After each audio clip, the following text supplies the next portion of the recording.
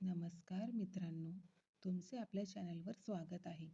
मित्रांनो, श्रावण महिन्याला सुरुवात होऊन 2 श्रावण सोमवार होऊन गेले आहेत. सगळीकडे वातावरण अगदी सुखमय आहे. आपण सोमवारी श्रावण शिवामूठ पूजा विधीही पाहिली. श्रावण या पवित्र महिन्यात अनेक उपवास आणि सण पाळले जातात.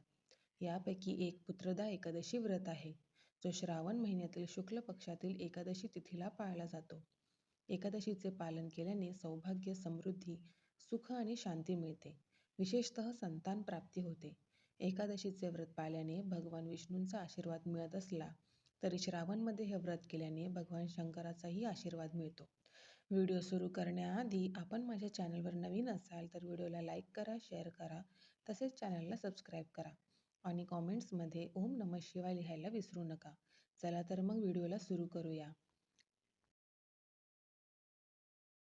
यावर्षी पुत्रदा एकादशी ही श्रावण शुक्ल पक्षातील एकादशी गुरुवार 15 ऑगस्ट रोजी सकाळी 10:26 सुरू होईल आणि ही तिथी दुसऱ्या दिवशी शुक्रवारी 16 ऑगस्ट रोजी सकाळी 9:39 समाप्त होईल.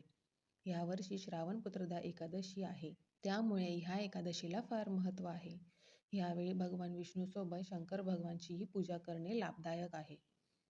पुत्रदा एकादशीचे काय महत्त्व आहे ते जाणून घेऊया. हे व्रत केल्याने मनुष्याला संततीचे सुख प्राप्त होते.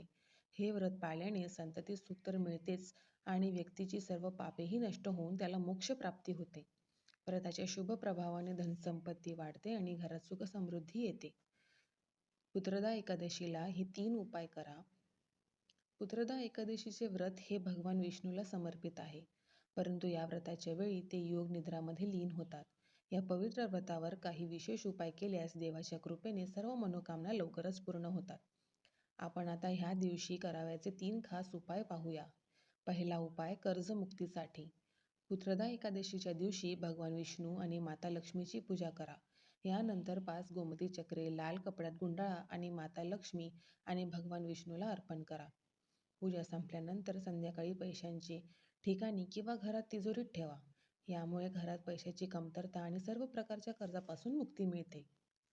दुसरा उपाय वैवाहिक जीवनातील अडचणी दूर करण्यासाठी. कच्च्या दुधात तुळस आणि केशर मिसळून त्यांची पूजा करा आणि अभिषेक करा. हा उपाय केल्याने भगवान विष्णू प्रसन्न होतात आणि लवकरच वैवाहिक जीवनातील अडथळे आणि वैवाहिक जीवनातील अडचणी दूर होऊ लागतात. तिसरा उपाय संतान होण्यासाठी.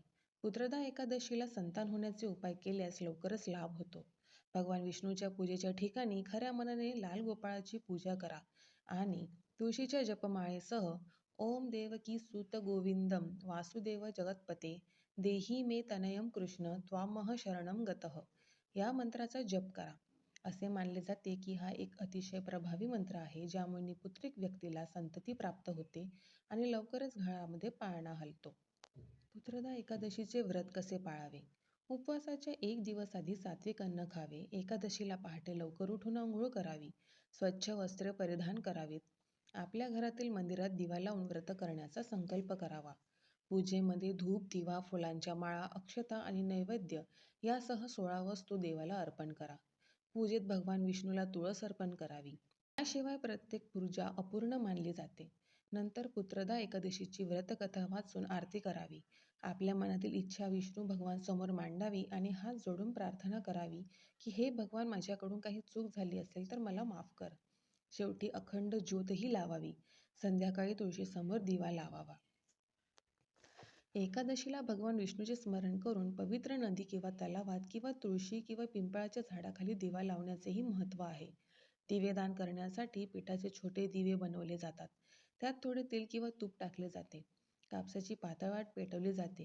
ती पिंपळाच्या किंवा वडाच्या पानावर ठेवून नदीत दिवा सोडावा. तसेच आपल्या समतेनुसार गरजूंना दान करावे. पुत्रदा एकादशीची कथा. कथा अशी आहे की सुकेतुमान नावाच्या राजाला मूलबाळ नव्हते. राजवाडा आणि सर्व वैभव असूनही संतान न होण्याच्या दुःखाने ते चिंतेत होते. काही काळानंतर ते आपल्या समस्येचे निवारण करण्यासाठी ऋषींच्या आश्रमात फिरले. तेथे ऋषींनी त्यांना या एकादशीचे महत्त्व सांगितले. जेव्हा राजाने हे व्रत पाळले तेव्हा त्यांना अपत्य प्राप्ती झाली. व्हिडिओ पाहण्यासाठी धन्यवाद.